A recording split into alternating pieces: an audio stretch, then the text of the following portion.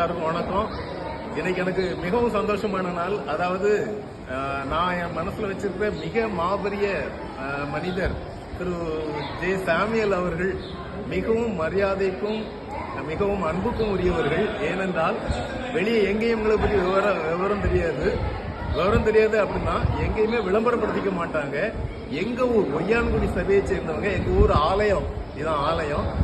ஆலயத்துல பாத்தீங்கன்னா ஆலய வளாகம், இது எல்லாம் அது பள்ளிக்கூடம் எல்லாத்திற்கும் மிகப்பெரிய கான்ட்ரிபியூஷன் பண்றது இவங்க தான். உதாரணமா சொல்ல போனா பெரிய வெள்ளிக்கிழமை அன்னைக்கு வெளியே உட்கார்ந்து நாங்கெல்லாம் 17 சாப்பாடு எல்லாம் நிறைய கொடுப்பாங்க. அவங்க வந்திருந்தாங்க.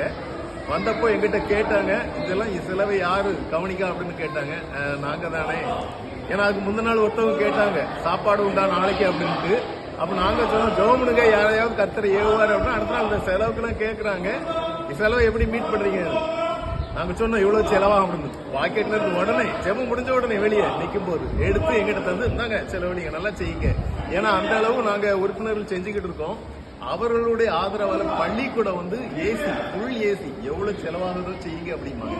ஆலயத்துக்கு அப்படிப்பட்ட வாஞ்சி உள்ள ஒரு ஆள். ஆலயத்திற்கு மணி அடிச்சோடனே தவறாம கோயில்ல உட்காருவாங்க. இவங்க வாரங்கள்ல வெல் பிராண்ட் அப்படின்னு ஒரு பெரிய நிறுவனம், பிஸ்கட் ஸ்நாக்ஸ் நடத்திக்கிட்டு இருக்கிறாங்க. அவங்க கம்பெனியில வருஷம் நாங்க மே மாதம் போய் விசிட் பண்றது உண்டு. மிகவும் கௌரவமாக எங்களை நடத்துவாங்க. மிகவும் உயர்ந்த இடத்துல வச்சு எங்களை நடத்துவாங்க. ஒரு பெருமை, ஒரு கர்வம் எதுவும் இல்லாத ஒரு முதல்ல சொன்ன மாதிரி மனதில் உள்ள பெரிய மனிதர் மட்டுமல்ல, தென்னிந்திய திருச்சபைக்கு தூணாக விளங்குகிறவர்கள். சினாடு நம்ம கிறிஸ்டியன்ல சிஎஸ்ஐயில் உள்ள அத்தனை பேருக்கும் சாமியல் அண்ணனா தெரியாம இருக்காது. எல்லா தென்னிந்திய திருச்சபையில முக்கிய பங்கு வகிக்கிறவர்கள், நீதிக்காக தனியாக நின்று கூட போராடுகிறவர்கள். அப்படிப்பட்ட ஒரு மனிதன் இன்னைக்கு என் கூட நிற்கிறது எனக்கு கிடைத்த பெரிய பெருமை. அவங்கள ரொம்ப ரிக்வஸ்ட் பண்ணேன். உடனே சரி அப்படின்னாங்க. எங்கேயும் நீங்க அந்த எங்க தன்னை விளம்பரம் எதை பத்தி எனக்கு சொல்லக்கூடாதுன்னு சொல்லுவாங்க. தர்ற நேரமே டொனேஷன் கொடுக்குற நேரம் வெளியே தெரியக்கூடாது, யார் செஞ்சாலும் தெரியக்கூடாது அப்படின்னு சொல்லக்கூடிய ஒரு மிகப்பெரிய அண்ணன். அவர்களுக்கு மனமார்ந்த நன்றி. இன்னைக்கு விபிஎஸ் திறந்து வச்சாங்க. விபிஎஸ் அண்ணன் கையால திறந்து ரொம்ப சந்தோஷம். ஏன்னா எப்போதான் ஊருக்கு வருவாங்க. இது அவர்களுக்கு கிடைத்த முதல் வாய்ப்பு. நிலைக்கு எப்போ வருவாங்கன்னு நாங்க காத்துக்கிட்டு இருக்கோம். அவங்க ஊருக்கு வந்தா எங்களுக்கு ஒரு பலம் மாதிரி. இதை பத்தி நீங்க என்ன நினைக்கிறீங்க? ஆலய செயல்பாடுகளை பற்றி உங்களுடைய கருத்து? ரொம்ப அருமையா பண்ணிட்டு இருக்கீங்க.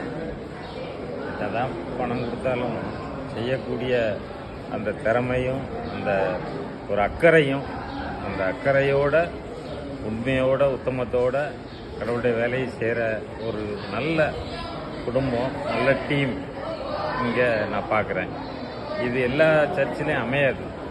இது எங்கள் ஒய்யாங்குடி சபைக்கு கிடைச்ச ஆசீர்வாதமாக நான் நினைக்கிறேன். அதனால் கடவுள் என்னைக்கும் அந்த ஊரையும் இந்த முன்னால் செய்கிற பிள்ளைகளுடைய குடும்பங்களையும் ஆசீர்வதிக்கணும். நான் கடவுளை வேண்டிக்கிறேன்.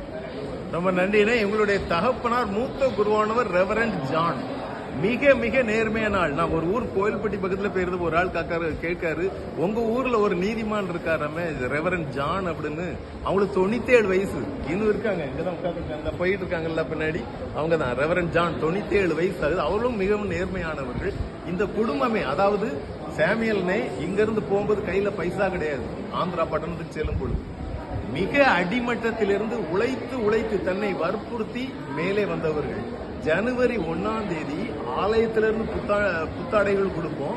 அவங்க வீட்டுல கிட்டத்தட்ட 10,000 பேருக்கு உணவு இலவசமாக மிக சுவையான உணவு வழங்குவார்கள்.